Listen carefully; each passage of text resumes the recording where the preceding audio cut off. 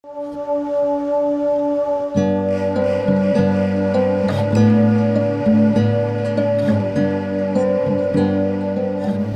tal, amables televidentes, amigos de Voz Dei Televisión, de Voz Dei Radio, amigos de la verdad, feligreses de nuestra diócesis? Vamos a hablar hoy de un tema que es muy importante tenerlo en cuenta porque es una fiesta aparte de la resurrección, que es la transfiguración. Dice la palabra de Dios que Jesús, tomando a Pedro, a Santiago y a Juan, los llevó a un monte y se transfiguró delante de ellos. Allí cambió de aspecto delante de ellos, sus ropas se volvieron resplandecientes, que ningún batanero del mundo los puede dejar así, no sería capaz de blanquearlas. Y allí se les aparecieron Moisés y Elías conversando con Jesús. Entonces Pedro tomó la palabra y dijo: qué bueno es estar aquí. Hagamos 3 chozas, una para ti, otra para Moisés, otra para Elías. En realidad no sabía lo que decía porque en ese momento una nube los cubrió. Y vino una voz del cielo que decía: este es mi Hijo muy amado, al que hay que escuchar. Terminó la visión y Jesús les pidió que no dijeran nada de lo que habían visto, hasta que el Hijo del Hombre resucitara de entre los muertos. Ellos guardaron silencio, aunque se preguntaban unos a otros qué sería eso de resucitar de entre los muertos. Es muy importante tener en cuenta en la transfiguración 4 momentos. El primero, ¿por qué escoge Jesús a Pedro, a Santiago y a Juan? Entendamos que son los 3 apóstoles más cercanos a Jesús. Es más, Santiago era llamado hermano del Señor. Pedro ya había sido constituido el primero entre los apóstoles cuando Jesús le entregó las llaves del reino de los cielos, para que todo lo que ates en la tierra quede desatado en el cielo, y todo lo que desates en la tierra quede desatado también allí. Atar y desatar. Pero hay que mirar es que ellos son cercanos a Jesús. Jesús, ahí está el discípulo amado, ahí está Pedro, que ya había constituido cabeza, y estaba también Santiago, que iba a ser después de la resurrección y después, mucho después, cuando ya el Señor resucita y cuando el Señor le envía el Espíritu Santo, Santiago es constituido en Jerusalén como el obispo de Jerusalén.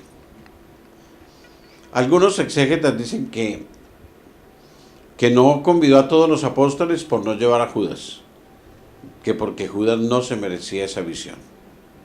Eso es una teoría, pero no más.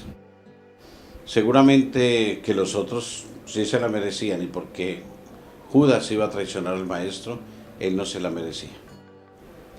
Por eso fueron esos 3 nomás, y suficientes para que después nos contaran a la Iglesia naciente y a toda la Iglesia universal todo ese proceso maravilloso en el cual Jesús se les mostró en su gloria, y escucharon la voz del cielo que decía claramente: este es mi Hijo muy amado, escuchadle.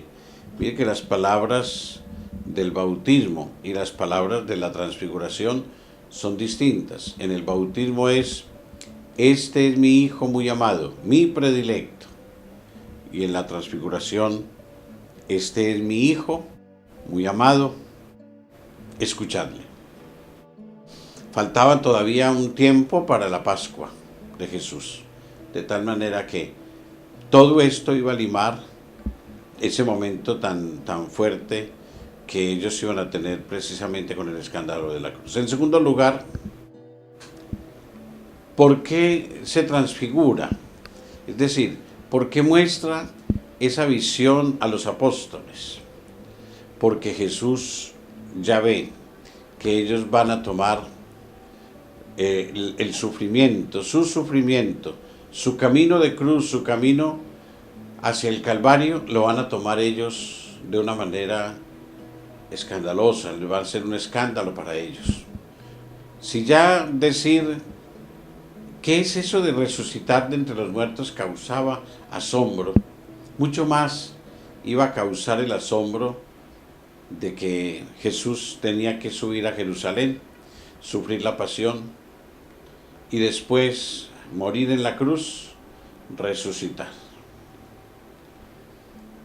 Y hay un aspecto que es sumamente importante en esto del sufrimiento.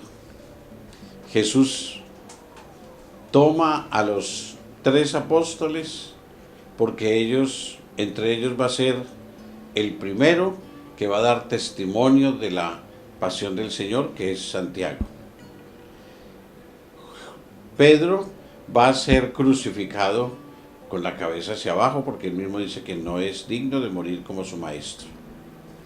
Y Juan es el último de los apóstoles en morir, de tal manera que eso también lleva señalado aquel hecho de cuando la madre de los Zebedeos le dice a Jesús: haz que estos 2 hijos míos se sienten uno a la derecha y otro a la izquierda.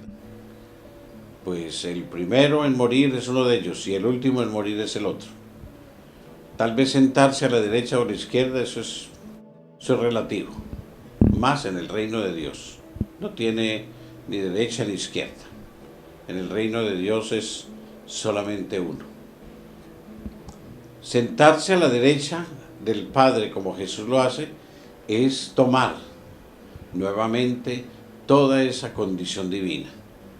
Y sentarnos a la derecha de Jesús es participar de esa condición divina. Y hay algo que es importante tener en cuenta en la transfiguración.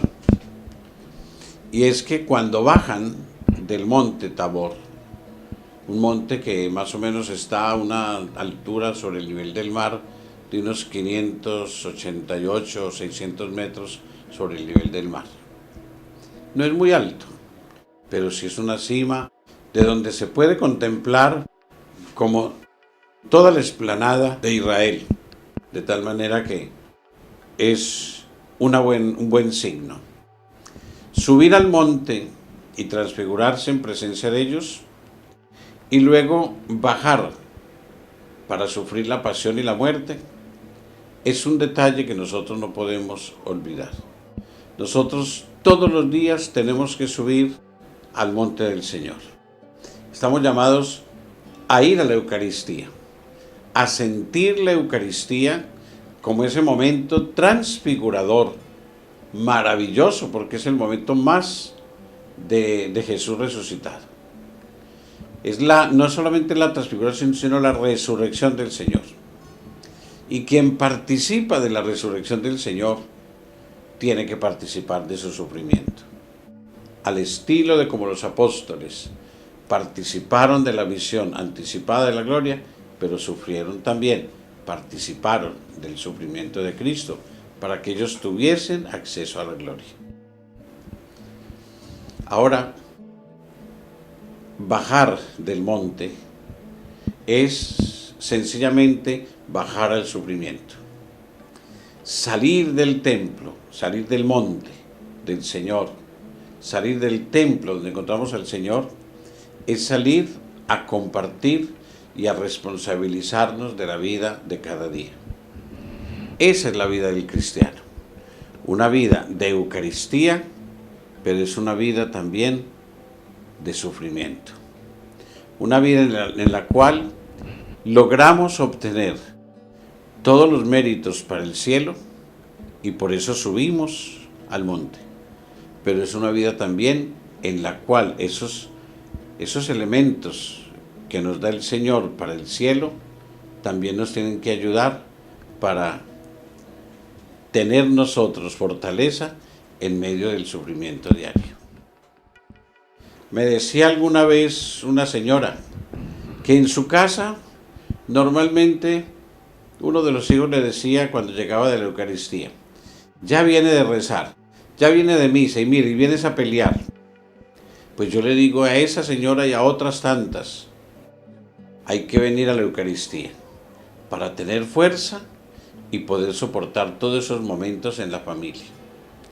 Y poder hablar con valor, con sinceridad a los hijos. Y si eso es pelear, siga peleando. El Papa hace poquito le dijo a los jóvenes: hagan lío. Yo inicialmente no supe qué era eso de hacer lío. Después me puse a investigar y me di cuenta de que hacer lío es formar problema, formar protesta, formar actitudes que lleven realmente al joven a comprometerse más con la sociedad, a no quedarse callados.